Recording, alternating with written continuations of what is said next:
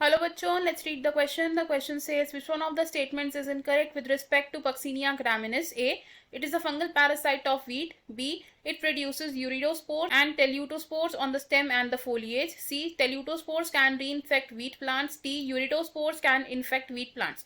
Question में हमें बोला है कि पक्सीनिया ग्रामिनिस के रिगार्डिंग कौन सी एक स्टेटमेंट इनकरेक्ट दी गई है हमें. इस क्वेश्चन में हमारा की कॉन्सेप्ट होगा पक्सीनिया ग्रामिनिस. की कॉन्सेप्ट इज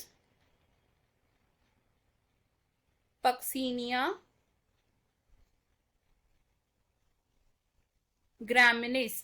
पक्सीनिया ग्रामिनिस है एक बसीडियोमाइसीट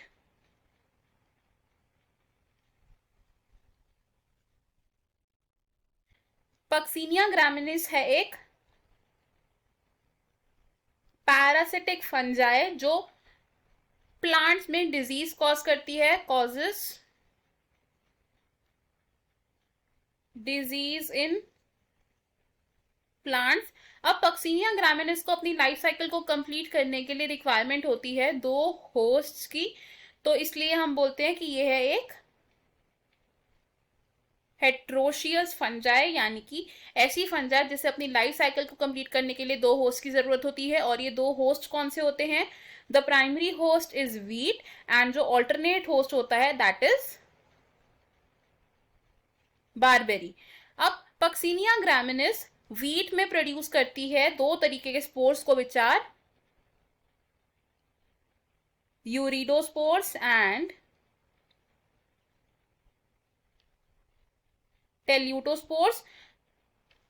और ये स्पोर्स प्रोड्यूस होते हैं on the stem and the foliage leaf. अब ये यूरिडोस्पोर्स क्या कर सकते हैं? वीट को री इन्फेक्ट कर सकते हैं. और टेल्यूटोस्पोर्स में री इन्फेक्शन की कैपेबिलिटी नहीं होती, तो टेल्यूटोस्पोर्स क्या करते हैं? They give rise to basidia. तो हमारे पास अब जो ऑप्शन है वो देखते हैं. ऑप्शन ए में बोला गया है कि it is a fungal parasite of wheat. ये करेक्ट स्टेटमेंट है, इसलिए ऑप्शन हमारा रॉन्ग हो जाएगा. ऑप्शन बी भी हमारा रॉन्ग हो जाएगा बिकॉज ये भी एक करेक्ट स्टेटमेंट है. एंड ऑप्शन सी होगा हमारा यहाँ पर करेक्ट आंसर बिकॉज टेल्यूटोस्पोर्स री इन्फेक्ट नहीं कर सकते वीट प्लांट्स को. एंड ऑप्शन डी होगा हमारा रॉन्ग आंसर बिकॉज यूरिडोस्पोर्स इन्फेक्ट कर सकते हैं वीट प्लांट्स को. हमारा फाइनल आंसर है इस क्वेश्चन में option C. I hope you have understood it. All the best. Thank you.